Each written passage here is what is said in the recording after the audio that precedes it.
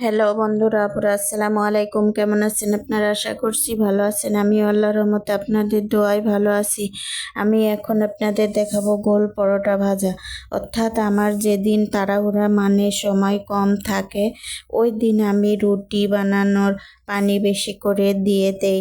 আমি আবার রুটি বানাই পানি গরম করে নিয়ে, আর ওই গরম পানির খামির একটু বেশি করেই বানিয়ে নেই। রুটিও বেশি করে বানাই, আর সেই রুটি থেকে পরোটা হয়ে যায়। রুটি থেকে পরোটা বানানোর রেসিপি আমার মেয়ের যেদিন ভার্সিটির ক্লাস থাকে সেদিন তো অনেক ভোরে উঠতে হয়। মা মেয়ের জন্য খাবার নিয়ে যায়, আজকেও নিয়ে যাব। তেলে ভাজা পরোটা আর ডিম পোস্ট করে নেব।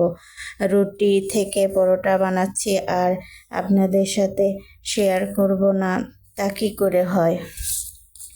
এইটা ভেবে ভিডিও করে আপনাদের সাথে শেয়ার করছি। কেমন হয়েছে জানাবেন। ভালো থাকেন সবাই। আল্লাহ হাফেজ।